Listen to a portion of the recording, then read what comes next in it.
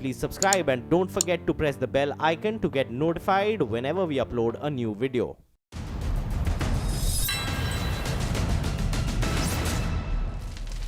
नमस्कार, मैं हूं अनीश देवगन और आप देख रहे हैं इस समय देश की सबसे बड़ी बहस, देश की नंबर 1 डिबेट आर पार लाइव न्यूज 18 इंडिया पर। प्रधानमंत्री मोदी का विरोध, चुनाव आयोग का विरोध, देश के मुख्य न्यायाधीश का विरोध, सुप्रीम कोर्ट का विरोध और महाभियोग पर मुंह की खाने के बाद उपराष्ट्रपति का विरोध। आखिर कांग्रेस कैसी पॉलिटिक्स यानी राजनीति करना चाह रही है?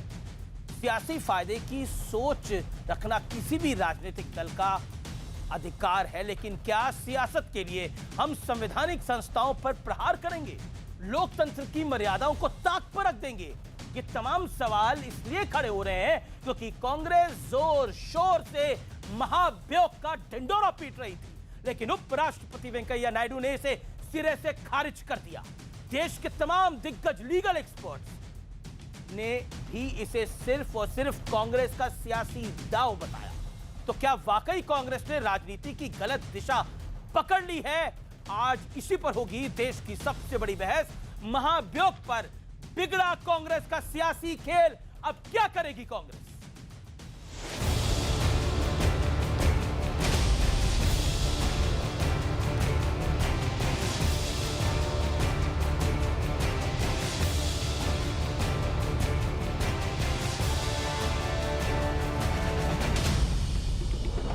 जिस महाभियोग प्रस्ताव के सहारे कांग्रेस चीफ जस्टिस दीपक मिश्रा को घेरने में जुटी थी, उसे उपराष्ट्रपति वेंकैया नायडू ने सिरे से खारिज कर दिया। प्रस्ताव खारिज करते हुए वेंकैया नायडू ने कहा, सीजेआई के खिलाफ महाभियोग प्रस्ताव नहीं उचित है और न ही अपेक्षित। ऐसे प्रस्ताव में हर पहलू को ध्यान में रखना चाहिए। सभी कानूनी सलाह लेने के बाद ही मैं इस प्रस्ताव को खारिज करता हूं।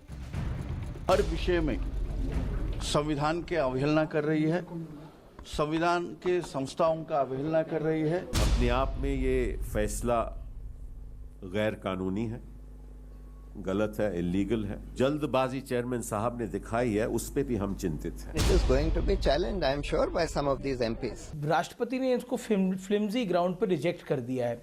और क्या आपको लगता है कि इस महाभियोग की, इस इम्पीचमेंट की आवश्यकता थी? इसको ठीक ढंग से स्क्रूटिनाइज करके टाइम देखकर इसको रिजेक्ट करना चाहिए था, लेकिन वो यूं दिए यूं रिजेक्ट हुआ। कांग्रेस के अलावा CPM, CPI, NCP, Samajwadi party, BSP और आईयूएमएल समेत कुल 7 विपक्षी दलों ने सीजेआई के खिलाफ महाभियोग प्रस्ताव का समर्थन किया था। हालांकि खुद कांग्रेस में भी कई नेताओं के इस प्रस्ताव के खिलाफ खड़े होने की खबर है। आरोप ये भी है कि सिर्फ राजनीतिक एजेंडा पूरा करने के लिए कांग्रेस ये प्रस्ताव लेकर आई।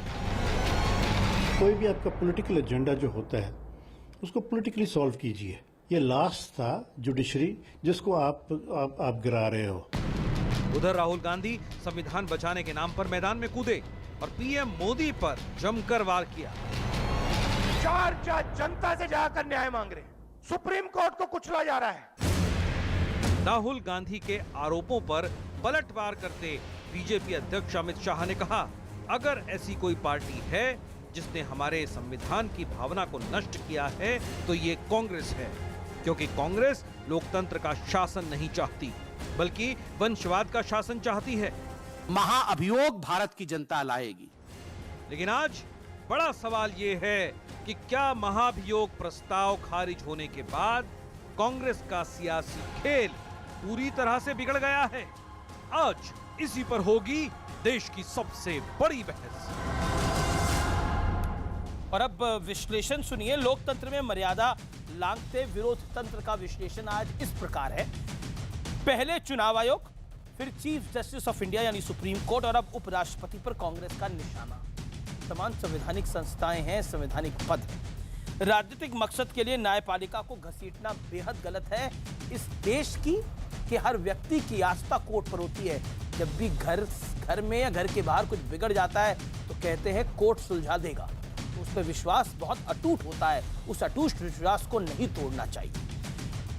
महाभियोग प्रस्ताव फेल, कांग्रेस का बिगड़ा है सियासी खेल, इसमें अब कोई दो राय नहीं है। संवैधानिक संस्थाओं पर सवाल उठाकर तैयार होगी क्या 2019 की जमीन? क्या कांग्रेस को लगता है कि अब यहां से पॉलिटिकल लड़ाई 2019 का वो श्री गणेश कर पाएंगे? मैं सीधा रुख करता हूं, मेरे साथ कौन कौन आज जुड़ रहा है मेरे साथ आज की इस डिबेट के अंदर। कई दिग्गज है मेरे साथ। संबित पात्रा जो कि भारतीय जनता पार्टी के राष्ट्रीय प्रवक्ता हैं, अपना व्यू पॉइंट रखेंगे। आज महाभियोग पे उन्होंने प्रेस कॉन्फ्रेंस भी करी थी। मेरे साथ इस डिबेट पे ए.के. वाजपेयी हैं, इस देश के जाने माने वरिष्ठ वकील है सुप्रीम कोर्ट के और एलजेपी के वरिष्ठ नेता भी हैं। मेरे साथ इस डिबेट में फवाद हलीम साहब जुड़ रहे हैं जो कि नेता सीपीएम है, अपना व्यू पॉइंट बड़े बेबाकी के साथ रखते हैं। मेरे साथ महमूद प्राचा भी इस डिबेट में जुड़ेंगे और आदिल सिंह बोपराय भी जुड़ेंगे और सुभाष कश्यप भी जुड़ेंगे। इसके अलावा एक जबरदस्त इंटरव्यू भी हम आपको दिखाएंगे। तो आज आर पार में आपके लिए बहुत कुछ है, इसीलिए मैं इस डिबेट को ओपन करता हूं और फवाद हलीम इस डिबेट को ओपन आपसे करता हूं। क्या आपको लगता है कि उपराष्ट्रपति के रिजेक्शन के बाद महाभियोग ने सत्ता के योग पर एक क्वेश्चन मार्क लगा दिया है?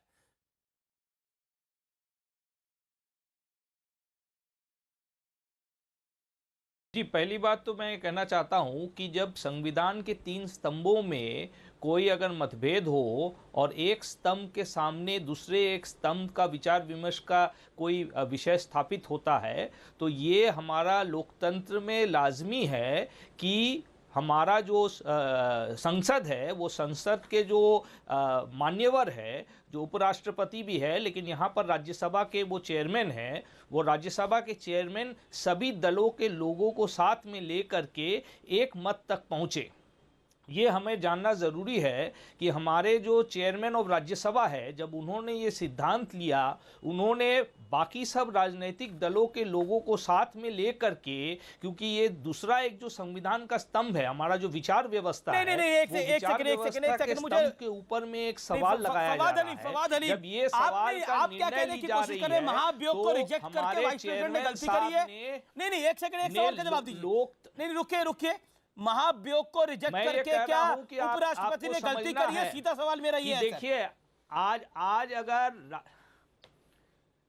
मेरा सीधा जवाब आपको ये है कि जब उपराष्ट्रपति ने ये सिद्धांत लेने के दौरान बाकी सब संसद के लोगों को साथ में ले करके इस निर्णय में पहुंची है कि नहीं, ये बहुत अहम है। ये इसलिए अहम है क्योंकि हम एक संवैधानिक स्तंभ के ऊपर खड़ा होकर एक दूसरा संवैधानिक स्तंभ के ऊपर में विचार दे रहे हैं। तो ये जो सिद्धांत है, ये सिद्धांत लेने का जो तौर तरीका है, जो रीति और नीति है, वो रीति और नीति का परिचय सामने आनी चाहिए। और ये स्पष्ट है कि हमारे चेयरमैन साहब हैं, उन्होंने ये सिद्धांत में Fawad Aleem, you made your point. Sambit Patra, मैं आपके पास आता हूं। आज राहुल गांधी ने टालकटोरा स्टेडियम ने बोला सुप्रीम कोर्ट भी अब छूता नहीं है, सुप्रीम कोर्ट भी नहीं बचा। पहले इलेक्शन कमीशन, फिर सुप्रीम कोर्ट। क्या आपको लगता है कि आपकी सरकार में कांग्रेस ये दिखाना चाहती है, बताना चाहती है, यानी बीजेपी की सरकार में कांग्रेस ये बताना चाहती है और दिखाना चाहती है कि सब घालमेल है? देखिए, जहाँ तक कांग्रेस पार्टी का सवाल है, कांग्रेस पार्टी हमेशा से सोचते रही है कि इस देश पे राज करने का अधिकार, सत्ता चलाने का अधिकार केवल गांधी परिवार के पास है। जब जब उससे बाहर होने की कोशिश होती है या उनको लगता है जनता उनको हटा रही है, तब इसी प्रकार का ड्रामा करती है। इमरजेंसी इंदिरा गांधी जी ने लगाया था, राजीव गांधी जी ने 3000 सिखों की हत्या होने के पश्चात कहा था ये क्या बड़ा पेड़ गिर गया, थोड़ी धरती हिल गई। और राहुल जी और सोनिया जी आज सुप्रीम कोर्ट से लेकर इंडियन आर्मी से लेकर इलेक्शन कमीशन सब पे प्रहार कर रहे हैं। देखिए, इंडियन आर्मी सर्जिकल स्ट्राइक करती है तो प्रूफ लाओ। इंडियन आर्मी पाकिस्तान के टेररिस्ट को मारती है तो ये बताते हैं आर्मी के चीफ जो है सड़क के गुंडे की तरह बिहेव कर रहे हैं। जब आप चुनाव जीत जाए तो ईवीएम मशीन ठीक है पंजाब में, हम चुनाव जीत जाए तो ईवीएम मशीन भी खराब हो गई, इलेक्शन कमीशन को बिका हुआ बताते हैं। अधिकांश मीडिया चैनल को, एंकरों को बोलते हैं कि ये तो एजेंट हैं। और आज सुप्रीम कोर्ट जैसे इतने बड़े संस्थान के ऊपर, जिसके ऊपर टिप्पणी तक करने से पहले हम कॉन्टेम्प्ट के विषय में सोचते थे, आज भला फवाद हलीम कह रहे हैं कि अगर वाइस प्रेसिडेंट थोड़ा सोच लेते तो बेहतर होता। फवाद हलीम जी पढ़ के नहीं आए हैं, उनको प्रिपरेशन करके आनी चाहिए थी। जिस सिद्धांत के बारे में 200 बार उन्होंने बताया, उनको वो सिद्धांत पता नहीं। मैं सिद्धांत बता देता हूं। जो जजेस इंक्वायरी रिपोर्ट है 1968 का, जिसके अंतर्गत ये निर्णय वेंकैया नायडू जी ने लिया, और 10 पन्ने का पूरा रिपोर्ट है वेंकैया जी का, पढ़ना चाहिए। उसमें सेक्शन 3(1)(b के अंतर्गत 2 चीजें होती है, कितने सांसदों ने साइन किया है और दूसरी होती है कि वाइस प्रेसिडेंट साहब को उन लोगों से कंसल्टेशन करना चाहिए जो कॉन्स्टिट्यूशनल अर्थात संवैधानिक एक्सपर्ट हैं, और उसके बाद मटेरियल, क्या भ्रष्टाचार में जो लिप्त होने की बात कही गई है उसमें कुछ जान है। आप देखिए खुद वाइस प्रेसिडेंट जी ने लिखा है कि कांग्रेस पार्टी ने जो चिट्ठी, अर्थात इन लोगों ने जो चिट्ठी दिया था चीफ जस्टिस के खिलाफ, उसमें खुद लिखा हुआ है the chief justice of India may have been involved in conspiracy, may have been involved.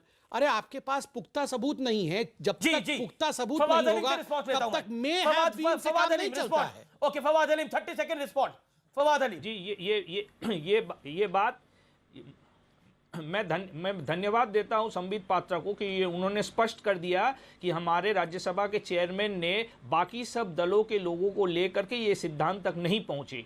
तो हमारा जो लोकतंत्र का मूल स्तंभ है हमारा संसद, क्योंकि बाकी सब स्तंभों में हम किसी को चुन के नहीं भेजते हैं, उस स्तंभ का जो चेयरमैन है उन्होंने बाकी सब लोगों को देखिए भाई संबित, हाँ बोलिए 30 सेकंड दे दीजिए। बोलिए, सॉरी बोलिए दी। तो ये बात तो स्पष्ट हो गई कि राज्यसभा के चेयरमैन ने बाकी सब लोगों से बातचीत नहीं की।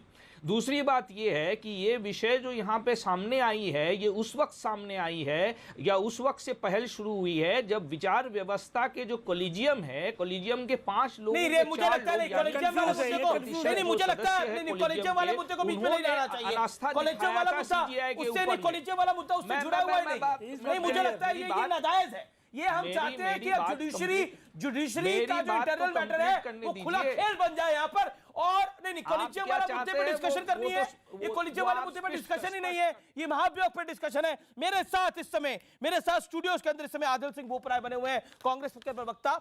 मैं बोपराय साहब आपसे बड़ा सीधा सवाल पूछता हूं, आखिर आपको क्यों लगता है कि महाभियोग पे वाइस प्रेसिडेंट ने जल्दबाजी कर दी? आपका इलेक्शन कमीशन पे विश्वास खत्म हो गया है, आपका सुप्रीम कोर्ट पे विश्वास खत्म हो गया है, क्या देश की जनता पे विश्वास बाकी है जो आपको चुनाव निरंतर हरा रही है?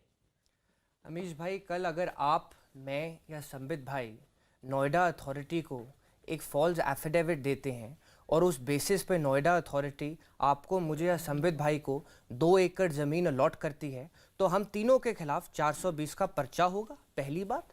दूसरी बात, कार्रवाई होगी और मुकदमा चलेगा। अब बता दीजिए, सुन लीजिए, मैं बता रहा हूँ। चार्ज 4 आप पढ़ लीजिए क्या है।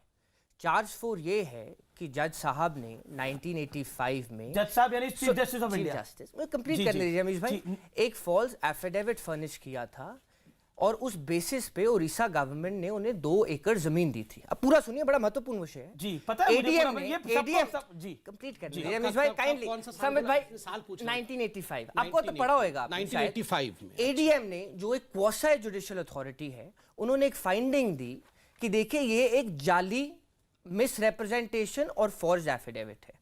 उसके बेसिस पे उन्होंने वो कैंसिल कर दिया जी। जज साहब ने उस ऑर्डर के खिलाफ अपील नहीं फाइल की। सुनिए कंप्लीट करें, बहुत महत्वपूर्ण जी। फिनालिटी आ जाती है जी। चेयरमैन साहब हैं जो राज्यसभा के, ये मैंने 10 पेज का ऑर्डर सुबह से 3 बारी पढ़ लिया है। संबित भाई मेरे बड़े भाई हैं, मेरा निवेदन है कि इस ऑर्डर में आप मुझे फाइंडिंग बता दीजिए, ये फाइंडिंग बता दीजिए, माफ करिए, देखिए इस विषय को आप भटका नहीं सकते अमीश भाई। नहीं सकता सर, मैं आपके पास ही आ रहा हूं सर, मैं भटका नहीं रहा। नहीं रुकिए, मैं भटका नहीं रहा, जमीन के विषय पे कहां फाइंडिंग है? भटका नहीं रहा, बहुत महत्वपूर्ण मुद्दा है। अब मुझे बताइए, दीपक मिश्रा साहब को सुप्रीम कोर्ट का जज किसने बनाया था 2012 में? सरकार किसकी थी? सरकार किसकी थी बताइए? डिफेंस हो सकता है, डिफेंस नहीं, ये कोई लीगल डिफेंस हो सकता है। सरकार नहीं बनाती जज। मैं आपसे पूछ रहा हूं, सच बताइए देश की जनता को। कोलिजियम की रिकमेंडेशन आई 2012 में किसकी सरकार थी जब दीपक मिश्रा जज बने थे? सरकार किस पार्टी की? सरकार किस पार्टी की? कंप्लीट करने दूंगा। सरकार किस पार्टी की? की रिकमेंडेशन प्रेसिडेंट ने अप्रूव किया। सरकार किस पार्टी की? जब इन्हें सुप्रीम कोर्ट का चीफ जस्टिस बनाया था तब भी सरकार के आगे थी। सरकार को इस पे गौर करना चाहिए था। अभी चेयरमैन साहब के पूरे 10 पेज के ऑर्डर में एक फाइंडिंग तक नहीं है। ये ऑर्डर फाइंडिंग नहीं है, ठीक है, यही तो मूल विषय है। अच्छा ठीक है, 4 सुप्रीम कोर्ट के जज कहते हैं कि प्रजातंत्र खतरे में है और आप हम पे आरोप लगाते हैं। सलमान खुर्शीद को नहीं लगता? सलमान साहब राज्यसभा के मेंबर नहीं है, प्रजातंत्र खतरे में, केवल 50 एमपी राज्यसभा के साइन करना होता है। अच्छा ठीक है, ओके, जवाब संबित पात्रा। देखिए, अभी मेरे भाई कांग्रेस पार्टी के प्रवक्ता ने कहा कि 1985 का केस है। अब क्या है, 2018 है, लगभग 32 साल पुराना केस है, 32-35 साल पुराना केस है। हाई कोर्ट के जज किस समय बने, हाई कोर्ट के जज बनने के बाद सुप्रीम कोर्ट के जज किस समय बने, सुप्रीम कोर्ट के जज उस समय आपके हाथ में, आप बोल रहे हैं कि हमारे हाथ में कुछ भी नहीं था, आपने इसी प्रकार प्रेस कॉन्फ्रेंस कर देना था एक बारी। ये जो कागज आपके पास है, आज आप 85 का कागज दिखा रहे हैं, नोटिफिकेशन दिखा रहे हैं, इसी प्रकार एक प्रेस कॉन्फ्रेंस जो वाइस प्रेसिडेंट पे आरोप लग रहा है वो सिलेक्टिव हुए, उस पर आपकी राय क्या है संबित पात्रा? कौन से पेज पे ये फाइंडिंग है? देखिए संबित भाई मुझे सवाल कौन से पेज पे फाइंडिंग मैं है? आपके बीच ठीक है Sambit Patra, vice president selective हुए, ये कांग्रेस का आरोप है। मैं आज से 4 दिन के सारे अखबारों की कटिंग लेके आया हूं। आप भूल जाइए वाइस प्रेसिडेंट क्या कह रहे हैं, मगर आप बताइए कैसे भूल सकते हैं संबित भाई? जितने former chief justice of India है, जितने former chief justice of India है और जितने कॉन्स्टिट्यूशनल संवैधानिक विद इस देश में हैं, नरीमन फलीम से लेके सोली सोराब जी से लेके सुभाष कश्यप से लेके भट्टाचार्य जी से लेके मल्होत्रा जी से लेके आप सबके विषय को पढ़ लीजिए। मैं पूछता हूं, सुनिए, बड़ा कौन है? राहुल गांधी बड़े हैं या बाकी सारे एक्सपर्ट? ठीक है, ओके, जवाब एक साइड पे सबको रख दे और राहुल गांधी जो कहे वही माने। भैया राहुल गांधी को कॉन्स्टिट्यूशन का स्पेलिंग बोलने से कॉन्स्टिट्यूशन का स्पेलिंग नहीं आएगा, और इस प्रकार से वो कॉन्स्टिट्यूशनल एक्सपर्ट्स को जो है बोलने दीजिए कृपया करके। आप बोलिए, 15 मिनट बोल लीजिए। राहुल गांधी जी को तो बोल नहीं पाए, आप ही बोल लीजिए। इस देश में सबसे बड़ी कॉन्स्टिट्यूशन है, भाजपा ये समझ नहीं पाएगी क्योंकि इन्होंने कॉन्स्टिट्यूशन का भी अपमान किया है। ये तो चाहते थे कि मनुस्मृति बने, पर कॉन्स्टिट्यूशन सुप्रीम है, पहली बात।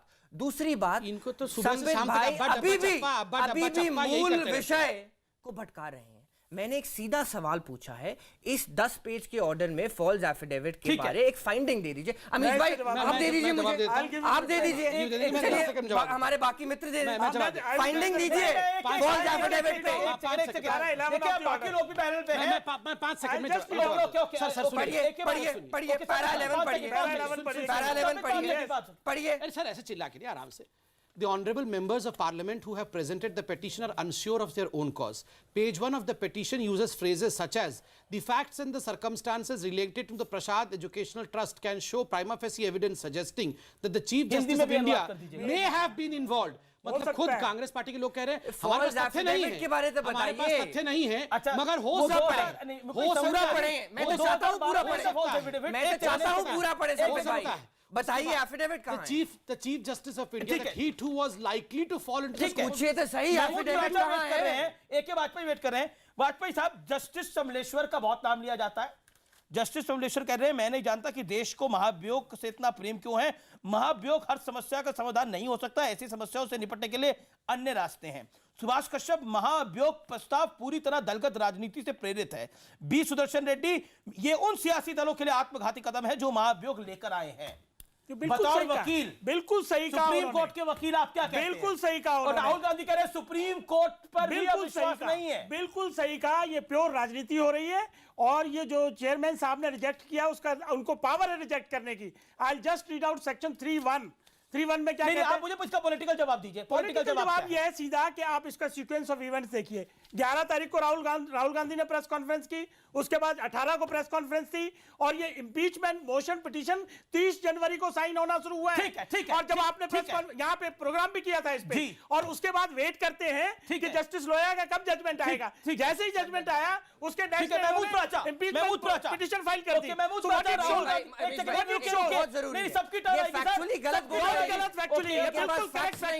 मुझे बोलने दीजिए सर। महमूद प्राचा, 30 सेकंड नहीं 30 सेकंड नहीं सर। महमूद प्राचा, बिल्कुल।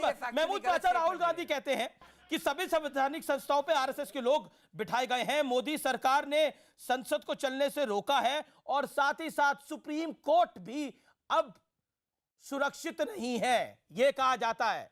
सुप्रीम कोर्ट पे भी भरोसा नहीं है। क्या आपको जायज लगती है ये बात?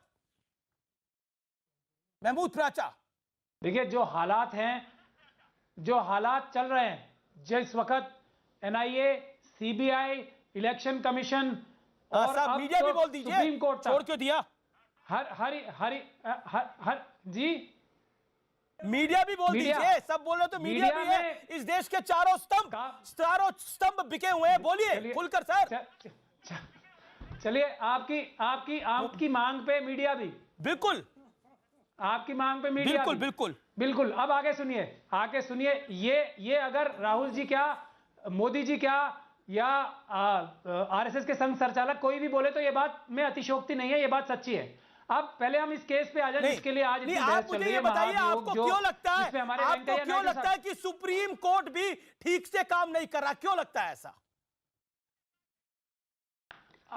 ये मुझे नहीं लगता है सिर्फ। अच्छा। सुप्रीम कोर्ट के 4 सीनियर मोस्ट जजेस ने ऐसा बोला है, 4 सीनियर मोस्ट जजेस ने, और उन्होंने महाभियोग लाने इसलिए के लिए मैं भी बोल आपको रहा हूं। बोला है? और आप एक समझ सेकंड नहीं पा रुकिए। रहे।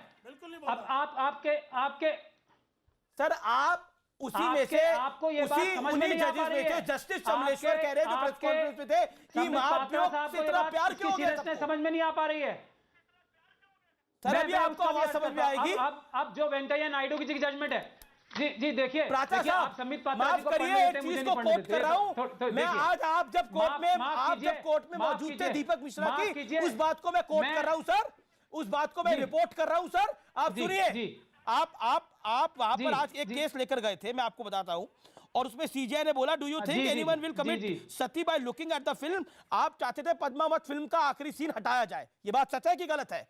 आप चाहते थे वो हटाया जाए, और आपने बोला कि ऐसे लोग हैं जो ऐसे नहीं ऐसे लोग हैं, ऐसी महिलाएं हैं जो इसको देख के सती हो सकती हैं। और फिर सीजीआई ने कोर्ट करा कि देवदास पिक्चर देख के सब लोग शराबी हो गए थे। आपने बोला हाँ मेरे कुछ दोस्त हो गए। ऐसे तो केस लड़ रहे हैं आप, ऐसे तो केस लड़ रहे हैं आप वहां पर, और आपको सुप्रीम कोर्ट में विश्वास नहीं है। जी, कौन है तो आपके क्या वो इसमें दोस्त बुराई क्या है? देवदास वाले? क्या आप अरे मेरे बहुत सारे दोस्त हैं जो अपने प्रेम में नाकाम होने की वजह से देवदास को तो ये याद अपनी करके समस्या आपके भी कम से होंगे। कम सुप्रीम कोर्ट से जो तो दूर रखिए, देवदास को याद रखे, ये शराब कम से पीते कम हैं। सुप्रीम कोर्ट से मैं तो दूर आपको रखिए। बता- मैं नहीं, ब्रेक के लिए रुक रहा हूँ, ब्रेक के बाद मैं बता रहा हूँ, आप देखते रहिए आर पार। मैं ब्रेक ले रहा हूँ, ब्रेक के बाद वापस आ रहा हूँ।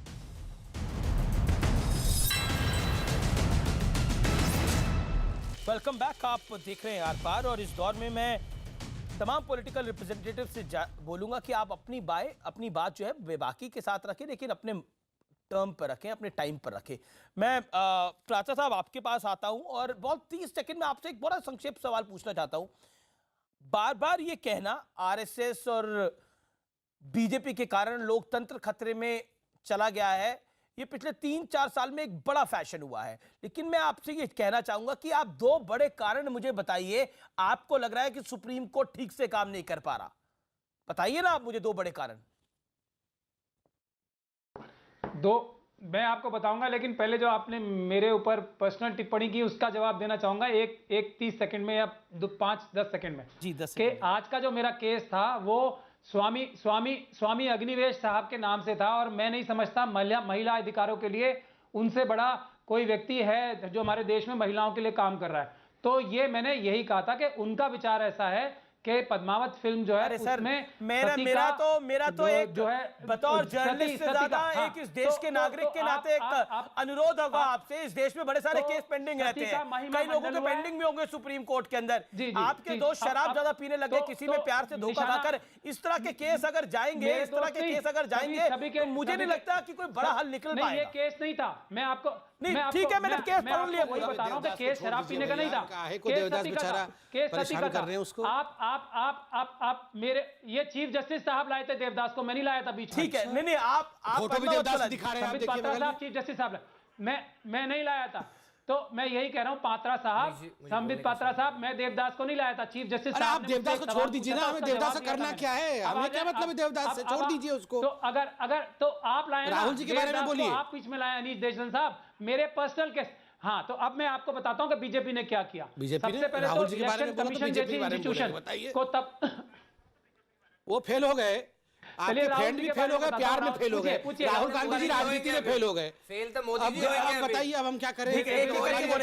मोदी जी फेल होंगे। अगर आप यही बात है तो मोदी जी कहते हैं मुझे, मोदी जी ये कहते हैं, अगर आप लाइटली बात करना चाहते हैं, इसको हल्के मूड में बात करना चाहते हैं, तो मोदी जी ये कहते हैं कि मुझे गालियां कम मिल रही हैं। 1-2 किलो गालियों से मेरा कुछ नहीं होने वाला, मुझे 1-2 टन गालियां चाहिए, जब मैं अच्छा काम करता हूं। आप दे दीजिए 500 ग्राम दे दीजिए। Okay Sambit Patra and Aditya Singh Bopara. Okay Sambit Patra pointed question, Aditya Singh Bopara pointed question. Sambit Patra, आज राहुल गांधी ने ताबड़तोड़ अटैक करा, बोला कि हर संवैधानिक संस्था पे आरएसएस के लोग बैठे हुए हैं, 15 मिनट बोलने का मौका दे दीजिए, सुप्रीम कोर्ट भी अब सुरक्षित नहीं है। क्या कहना चाहते हैं आप? देखिए 15 मिनट जो बोला है उन्होंने कि मुझे मौका दीजिए, जो लोग 70 साल से देश में बोल रहे थे, पहले नेहरू जी ने बोला, फिर इंदिरा जी ने बोला, उसके बाद राजीव जी ने बोला, फिर सोनिया जी ने बोला, खैर मनमोहन जी तो बोलते नहीं थे, उसके बाद इनको 15 मिनट चाहिए। ठीक है, पिछली बार कहा था 15 मिनट दे दो, क्या होगा, भूकंप आ जाएगा। फिर जब बोलने का मौका मिला तो क्या बोला, आलू की फैक्ट्री। देखिए, इस प्रकार से जो महीने में 15 दिन विदेश यात्रा में रहते हैं और जो 22 दिन तक संसद चलने नहीं देते हैं, अरे आपके सामने आज दुनिया भर की माइक लगी हुई थी, जो आपके मन में था बोल देते ना, भूकंप आ जाता। देखते हम भूकंप को क्या करते हैं, 15 मिनट दो 15 मिनट दो। अरे जो व्यक्ति मोबाइल देखे बिना 4 लाइन लिख नहीं पाता है, 15 मिनट चाहिए। कोई मन की बात बंद हो बोलिए, गई। बिल्कुल आप बोलेंगे आप सर, 15 मिनट बोलिए मेरे भाई, आप 15 मिनट बोलिए। आपको मैं 15 मिनट तो नहीं बोलने का मौका दे सकता, लेकिन 50 सेकंड दे मुझे सकता हूं। 50 सेकंड नहीं ही दे बिल्कुल दीजिए, मैं 15 मिनट नहीं दे बड़ी पाऊंगा, मेहरबानी लेकिन होगी। सवाल मेहरबानी नहीं सर, आपका राइट है, आप बिल्कुल बोलिएगा, हम किसी पे मेहरबानी नहीं करते। सुभाष कश्यप साहब मेरे साथ जुड़ गए हैं, मैं सुभाष कश्यप साहब की एक राय पढ़ता हूं आपके सामने। महाभियोग का प्रस्ताव पूरी तरह से दलगत राजनीति से प्रेरित है। जस्टिस समलेश्वर, मैं नहीं जानता कि देश को महाभियोग से इतना प्रेम क्यों है। जस्टिस समलेश्वर वही है जिनकी प्रेस कॉन्फ्रेंस की बात आप बार बार और कई बार कर चुके हैं। और इसके बाद अमित शाह लिखते हैं आज अपने ब्लॉग के अंदर, और अमित शाह ने बहुत साफ तौर पर लिखा है। अमित शाह जी ने लिखा जी, अमित शाह ब्लॉग लिखा, अमित शाह ने लिखा, बिल्कुल अमित शाह ने ये लिखा कि आप राहुल गांधी को बचाना चाहते हैं, लोकतंत्र बचाना, आप परिवारवाद को बचाना चाहते हैं, वंशवाद को बचाना चाहते हैं। तो मैंने जस्टिस समलेश्वर, सुभाष कश्यप और अमित शाह ने क्या लिखा आपको बताया। 45 सेकंड 50 सेकंड। संबित साहब ने जो कहा है, इनके एक एलाई ने कहा है कि मोदी जी के लिए एक आप फिल्म सेट बना दीजिए दिल्ली, तभी बोलेंगे, वो जवाब देंगे, तभी देश के असली मुद्दों के बारे वो चर्चा करेंगे। पर मैं आपके विषय पे आता हूं। आपने जस्टिस कुरियन जोसेफ को कोट नहीं किया। जस्टिस चेलमेश्वर ने 3 हफ्ते पहले वो चिट्ठी लिखी, उसको कोट नहीं किया। जस्टिस कुरियन जोसेफ कहते हैं कि जुडिशियल इंडिपेंडेंस की एग्जिस्टेंस खतरे में है। जस्टिस चेलमेश्वर कहते हैं कि जो लॉ मंत्रालय है वो चीफ जस्टिस हाई कोर्ट, मुझे कंप्लीट करने दीजिए, सुभाष कश्यप साहब की भी बात सुन लेंगे। वो कहते हैं कि जो चीफ जस्टिस है हाई कोर्ट्स को, उन्हें आप एक डिपार्टमेंट की तरह ट्रीट कर रहे हैं। ये कुछ सही है बात? अब मुझे आप बताइए, ये लड़ाई देश की संस्थाओं को बचाने की लड़ाई है। इलेक्शन कमीशन को इन्होंने पीएमओ का एक्सटेंशन बना दिया। मोदी साहब वोटिंग डे पे जाके कैनवस करते हैं, इलेक्शन कमीशन कुछ कार्रवाई नहीं करती। आरबीआई को एक्सटेंशन बना दिया है फाइनेंस मिनिस्ट्री का, गलत फलत सी रिकमेंडेशंस कर लेते हैं, 2% जीडीपी घट जाता है। हमला बोल रहे हैं। देखिए, सुनिए मेरी बात, सुप्रीम कोर्ट की स्वतंत्रता बहुत जरूरी है, बहुत जरूरी। क्यों लगता है आपको सुप्रीम कोर्ट के 4 जज किसने लगता है देश के आगे आए हैं, मुझे बताइए, और उन्होंने कहा है किसने लगता कि है आपको लोकतंत्र खतरे में है। सुप्रीम कोर्ट स्वतंत्र नहीं है, आपको क्यों लगता है? जब जस्टिस समलेश्वर को लगता है, सुप्रीम कोर्ट के जज सुभाष कश्यप को लगता है, डोमेन में आते हैं और कहते हैं कि प्रजातंत्र खतरे में है, तो हमें गौर करना चाहिए। जब कुरियन जोसेफ कहते हैं जुडिशियल इंडिपेंडेंस खतरे में है, तो हमें गौर करना चाहिए। और ये ऑर्डर एक अनकॉन्स्टिट्यूशनल ऑर्डर है। अगर आप कह रहे हो कि डिसाइड करेंगे तो इंक्वायरी का क्या फायदा? 2 मिनट आपके 2 मिनट हो गए, 40 सेकंड। देखिए, फॉरिन नरीमन जी ने अभी परसों क्या कहा, हॉरिबली ब्लैक डे, कि जिस प्रकार से ये राजनीतिकरण करने का प्रयास किया है कांग्रेस पार्टी ने, ये बहुत काला अध्याय है हिंदुस्तान की राजनीति में।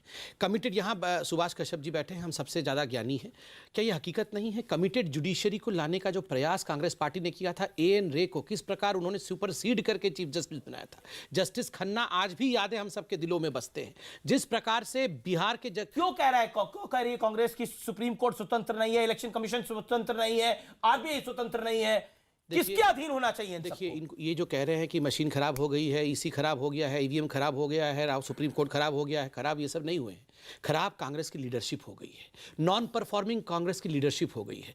मैं बोल रहा हूं 400 सैटेलाइट लॉन्च हो जाएंगे, राहुल गांधी लॉन्च नहीं हो पाएंगे। मेरे भाई, मैं क्या करूं इसमें, बताइए, हम क्या करें? ये हमारा जिम्मा है कि लॉन्च करें। अजय सिंह बोल रहा है 15 सेकंड। अच्छे दिन आने वाले हैं, मोदी जी जाने वाले हैं, फिर भी लॉन्च नहीं हो पाएगा। दूसरी बात इसी के लिए सब कुछ कर रहे हैं, अच्छे दिन आने वाले हैं, इसी के लिए सब कुछ। मुझे 15 सेकंड नहीं दिए, 15 सेकंड आपको 30 सेकंड और दूंगा। क्या ये पॉलिटिकल मोटिव है जो अभी आपने बात बोली? अच्छे दिन आने वाले, मोदी जी जाने वाले हैं, क्या नरेंद्र मोदी को भेजने के लिए इलेक्शन कमीशन पे आरोप होगा, आरबीआई पे आरोप होगा, सुप्रीम कोर्ट पे भी आरोप होगा? This is political. Adil Singh बोल रहा है, मैं बोलने नहीं, आपने बोला नहीं। क्या ये पॉलिटिकल है? क्या ये पॉलिटिकल है? देश का बेड़ा जो सुभाष कश्यप ने बोला, संस्था खत्म हो रही है देश में, तो ऑपोजिशन नहीं आवाज उठाएगी तो और कौन उठाएगा? बात तो आपको भी उठाना चाहिए।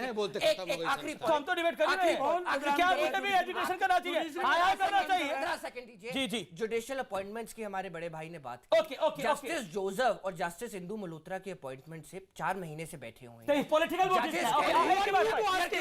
कांग्रेस का क्या इस पे डिमांड का पॉलिटिकल मोटिव है? कांग्रेस का पॉलिटिकल मोटिव न्यायालय को कमजोर कांग्रेस के प्रवक्ता क्या कह रहे हैं कि चीफ जस्टिस को फुल कोर्ट मीटिंग बुलानी चाहिए? ये कांग्रेस डिमांड करेगी? कांग्रेस ये डिमांड करेगी कि केस कहां लगना चाहिए? अरे साहब, कांग्रेस कांग्रेस ने कभी कानून का सम्मान नहीं किया। कांग्रेस ने स्टेटमेंट ये नहीं, चंद्रेश्वर की स्टेटमेंट ये है, उन्होंने कहा you want impeachment, he said no. दूसरी बात ये है, कांग्रेस ने कभी कानून का और जुडिशरी का सम्मान नहीं किया है। ये चाहते हैं कि इनके हिसाब से जुडिशरी, क्या कांग्रेस पार्टी भूल गए एजेंसी लगाई थी कांग्रेस पार्टी इलेक्शन कमीशन और सुप्रीम कोर्ट के कंधे से लड़ना चाहती है? बड़ी बात है। Subhash Kashyap, you are very veteran, I don't want anybody to intervene, he is a very veteran, संविधान विशेषज्ञ, और मेरे साथ इस समय लाइव और एक्सक्लूसिव है। कश्यप साहब, बड़ी जिम्मेदारी से आपसे सवाल पूछ रहा हूं। इस देश की 125 करोड़ जनता इस समय आपको सुन रही है। महाभियोग पर आपकी स्पष्ट राय क्या है? संविधान सुभाष कश्यप साहब, लगता है सुभाष कश्यप से मेरा संपर्क टूट गया, लेकिन एक्सप्लोसिव इंटरव्यू करा मैंने मल्लिकार्जुन खड़गे का। मल्लिकार्जुन खड़गे ने क्या कुछ बोला है बीजेपी सरकार पर और महाभियोग पर, पहली बार टेलीविजन पर हम दिखाने जा रहे हैं। देश की राजनीति में इस समय देश की राजनीति जो है इस समय एक बड़े उफान पर है। उफान पर इसलिए क्योंकि राहुल गांधी भी कई तरह के आरोप लगा रहे हैं। इसी बीच सीजीआई की इंपीचमेंट को मूव कर दिया गया है। क्या आपको लगता है कि इस महाभियोग की, इस इंपीचमेंट की आवश्यकता थी? आवश्यकता थी नहीं थी बात और है, क्योंकि उसके मेरिट पे मैं बहस नहीं करना चाहता हूं, क्योंकि अभी बहस ही नहीं हुई। एक जो प्राविधान है, जो रूल्स में प्राविधान है और कॉन्स्टिट्यूशन में भी है, तो उसका इस्तेमाल पार्लियामेंट मेंबर कर सकता है। अगर पार्लियामेंट मेंबर किया, ये गलती नहीं हो सकती, तो उसके लिए अब चेयरमैन राज्यसभा भी इसको ठीक ढंग से स्क्रूटिनाइज करके टाइम देखकर इसको रिजेक्ट करना चाहिए था, लेकिन वो यूं रिजेक्ट हुआ। यूं रिजेक्ट हुआ। लेकिन उन्होंने उस पर जो ग्राउंड बताया गया है उसमें कई बड़े वेटरन्स की राय भी लगाई है। सुभाष कश्यप हो गए, फली निर्मल साहब हो गए, लेकिन इसी बीच अमित शाह ने एक ब्लॉग लिखकर कहा है और बहुत साफ शब्दों में कहा है कि अमित शाह का कहना है कि इस पूरे मामले के अंदर ये संविधान बचाने के लिए कुछ नहीं है, सुप्रीम कोर्ट बचाने के लिए कुछ नहीं है, ये पूरा मामला है एक डायनेस्टी को बचाने के लिए, एक परिवार को बचाने के लिए। उनका डायरेक्ट अटैक गांधी परिवार पर है, अमित शाह का। जी, तो अमित शाह इसी जुमले पे जीते ना, उनकी पार्टी भी ऐसे जुमले बोल के ही वो जिंदा है। हम भी भरोसा करते हैं जुडिशरी में, पार्लियामेंट में और एग्जीक्यूटिव, ये सारी चीजें तो इंडिपेंडेंट है, लेकिन इसको कौन चला रहे हैं, इसके पीछे कौन है, और जो लोग खास करके आरएसएस के लोग उनके लोगों को बिठाने के लिए और गवर्नमेंट का प्रेशर जुडिशरी पे भी डाल रहे हैं। तो हमारा ये एलिगेशन है कि अगर बाहर के लोग हर संस्था पे अपना जोर अगर डालेंगे, ऐसा प्रेशराइज करेंगे, तो निश्चित रूप से उस संस्था का जो इंडिपेंडेंसी है वो इंडिपेंडेंस चले जाएगी। ये था एक्सप्लोसिव इंटरव्यू मल्लिकार्जुन खड़गे का। नेता प्रतिपक्ष बड़ी जिम्मेदारी, बड़ा बयान वो दे रहे हैं। वो कह रहे हैं कि आरएसएस के लोगों को कोर्ट तक, सुप्रीम कोर्ट तक पहुंचाने के लिए बीजेपी सब कुछ कर रही है, षड्यंत्र कर रही है। देखिए, चुनावी हार के कारण किस प्रकार से मेंटल बैंक्रप्सी हो सकती है, ये हम देख रहे हैं। चीफ जस्टिस जिनके खिलाफ इन्होंने महाअभियोग लाया हुआ है, क्या वो आरएसएस के व्यक्ति हैं? किसके समय वो जस्टिस बने, हाई कोर्ट में हो और उसके पश्चात सुप्रीम कोर्ट में हो? आज से पहले इतने 2019 की लड़ाई की तैयारी हो रही है, ये समझ पाता। देखिए, एक बड़ी बात इन्होंने कही खड़गे साहब, जिससे मैं सहमत हूं और तमाम कांग्रेस पार्टी को जानना चाहिए। खड़गे साहब ने कहा कि मैं मेरिट ऑफ द केस में भी डिस्कस नहीं करूंगा। इसी के लिए रिजेक्ट भी हुआ है ये मोशन, क्योंकि कानून कहती है, संविधान कहता है। रिजेक्ट अगर करने था तो थोड़ा समय लगा के रिजेक्ट कर देते। नहीं, देखिए, मैं ब्रेक ले रहा हूं, ब्रेक के बाद वापस आ रहा हूं। आप देखते रहिए आर पार। इस एक्सप्लोसिव इंटरव्यू पे मैं रिएक्शन चुनूंगा। सुभाष कश्यप मेरे साथ इस समय लाइव थ्रू है, उनके पास भी मैं जाऊंगा। एक अंतराल छोटा सा।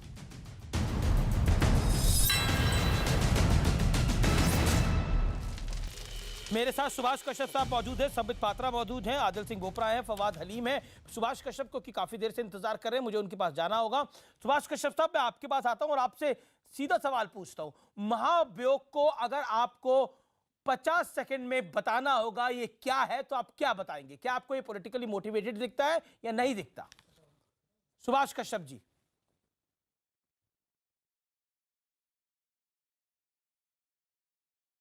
सुभाष जी,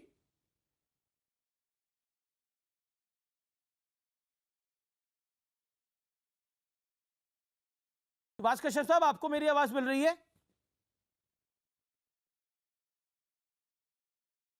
सुभाष कश्यप जी, आपको मेरी आवाज मिल रही है सर?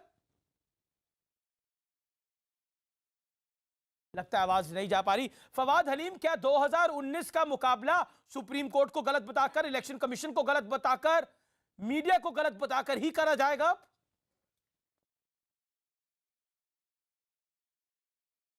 जी, तो ये तो पहली बात है कि आज का मुद्दा पर हम लोग रहे, आपने जिसको प्रकाशित की है और जिस पर चर्चा आपको करनी चाहिए उसी पे वो रह रहा ये हूं है सर कि क्या आज 2019 का मुकाबला ऐसे होगा? राज्यसभा ने सब सांसदों को अपने कॉन्फिडेंस में आप तो खुद अपना टॉपिक से भाग जा रहे हैं, ये तो आश्चर्य की बात है। हम आज आप ही के टॉपिक पर चर्चा करना चाह रहे हैं और आप भागे जा रहे हैं। आप टॉपिक पर आइए। आज राज्यसभा के चेयरमैन ने जिस तरीके से एक गणतांत्रिक प्रक्रिया से सिद्धांत लेकर के संविधान का एक स्तंभ पर एक निर्णय करनी थी, उन्होंने नहीं किया। तो ये स्पष्ट है कि चेयरमैन राज्यसभा ने एक दल के एक तरफा तरीके से जो सिद्धांत लिया है, एक तरफा तरीके से, ठीक है, आपकी बात हो गई, ठीक है, एक तरफा तरीके से। मैं बस समय कम है, समझ पाता रहा, एक तरफा तरीके से काम हुआ है। अभी आपने मल्लिकार्जुन खड़गे को भी सुना, उन्होंने भी क्या बोला, आरएसएस के तमाम लोगों को बिठाया जा रहा है। देखिए, मुझे तो लगता है कहीं ना कहीं प्रिपेयर होकर आना चाहिए था फवाद हलीम जी को। उन्होंने इंक्वायरी कमेटी, खड़गे साहब तो काफी प्रिपेयर्ड थे। अरे खड़गे साहब वही है ना जिन्होंने कोर्ट वहां खड़े होकर संसद में कहा था कि रक्तपात हो जाएगा अगर हम सरकार में नहीं आएंगे, तो खून की नदियां बह जाएंगी। उसको आउट करना पड़ा था वो सेंटेंस को रिकॉर्ड से।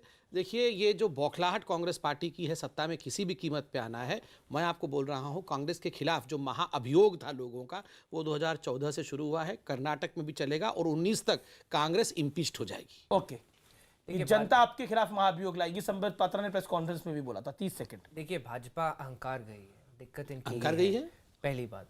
दूसरी बात, इसका जेनेसिस देखिए आप मुद्दे का। 4 सुप्रीम कोर्ट के जजेस पब्लिक डोमेन में आते हैं। आप अभी तक आपने सुप्रीम कोर्ट के जजेस जस्टिस जोसेफ और जस्टिस चेलमेश्वर की चिट्ठी देखी है आप। 3 हफ्ते पहले उन्होंने चिट्ठी लिखी, जुडिशियल अपॉइंटमेंट्स को ये स्टॉल कर रहे हैं। उसके बाद ये संस्थाओं की बात जो मल्लिकार्जुन खड़गे बोल रहे हैं आरएसएस के लोगों को जुडिशियल, मगर ये तो 5 पॉइंट में है ही नहीं कि जुडिशियल को स्टॉल कर रहे हैं, तो 5 पॉइंट लिखा नहीं है। जस्टिस जोसेफ वही मल्लिकार्जुन खड़गे भी तो यही बोल रहे हैं। कंप्लीट जस्टिस जोसेफ ने प्रेसिडेंट्स रूल उत्तराखंड में सेट असाइड किया है। उनकी अपॉइंटमेंट में सुप्रीम कोर्ट कोलेजियम ने रेकमेंड किया। 4 महीने से बताइए आप, इनके जो 4 एलिगेशन है, 5 पॉइंट। चलिए फिर आप कुछ बता दीजिए, लैंड अलॉटमेंट के बारे में बताइए। ये मैं क्यों बताऊंगा, जिसको कॉन्स्टिट्यूशन ने पावर दिया उन्होंने कहा लैंड अलॉटमेंट के बारे में पूरे ऑर्डर में कहां लिखा गया है? He has examined every annexure, every document. आप बताइए लैंड अलॉटमेंट के विषय पे every document has been examined. आपकी बात मुझे जानना दीजिए, इंतजार कर रहे हैं वो काफी देर से। सुभाष कश्यप, मैं आपकी बात आता हूं। कांग्रेस बार बार कह रही है कि ये एक तरफा फैसला है, आपकी राय क्या है बतौर संविधान विशेषज्ञ? सुभाष कश्यप जी, आवाज मिल रही है आपको मेरी? सवाल मेरा ये है। जी, आवाज टेलीफोन में आ रही है, मेरे कान में तो नहीं आ रही जी। सवाल सर मेरा ये है, कांग्रेस कह रही है ये एक तरफा फैसला है जो वाइस प्रेसिडेंट ऑफ इंडिया ने लिया है।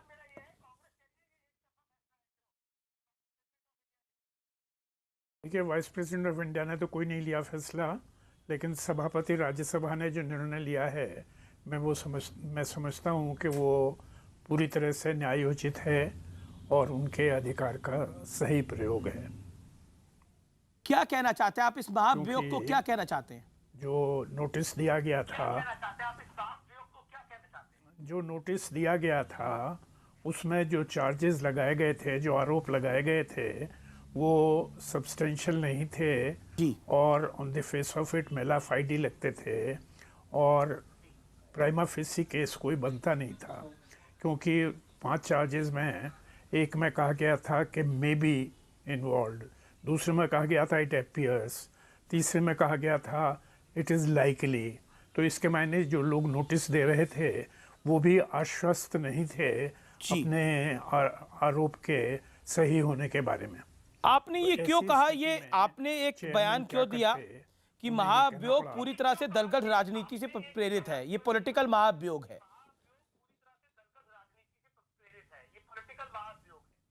देखिए, पहली बात यह है कि ये समझने की कोशिश कीजिए कि संविधान में जजेस के लिए महाभियोग का कोई प्रावधान है ही नहीं। जी, ये संवैधानिक निरक्षरता की बात है कि महाभियोग की बात की जाती है जजेस के लिए। जी सर। महाभियोग केवल महाभियोग केवल राष्ट्रपति के लिए होता है जी। जजेस के लिए महाभियोग का कोई प्रावधान डेफिनेटली नहीं है। शुक्रिया शुक्रिया। आदर सिंह बोपराय, ये संविधान विशेषज्ञ हैं, ये आपके सामने राय दे रहे हैं। देखिए, मैं बड़ा सम्मान करता कि हूं। मेलाफाइड इंटेंशन थी। बिल्कुल गलत। हमने 5 मुद्दे उठाए हैं। संविधान विशेषज्ञ भी गलत हो गए अब। बिल्कुल गलत है। 5 विषय हमने खतरे में आ गई है कुल मिला। आप मुझे ऑर्डर से बता दीजिए कौन से पेज पे, कौन से पैराग्राफ पे लैंड अलॉटमेंट 5 पॉइंट उन्होंने गिना दिए। विषय है 5 पॉइंट गिनाए। जो चार्जेस है उस पे फाइलिंग देनी पड़ेगी ना। लाइकली है, मे बी है। शुक्रिया शुक्रिया। चलिए, आज का निष्कर्ष यही है कि सुप्रीम कोर्ट के जजेस के ऊपर या फिर चीफ जस्टिस के ऊपर महाभियोग पर निष्कर्ष यही है कि कम से कम हम संविधान के साथ साथ कानून में तो विश्वास रखें। फिलहाल इतना ही। नमस्कार। और अब चलते हैं सुमित के पास। Sumit, over to you.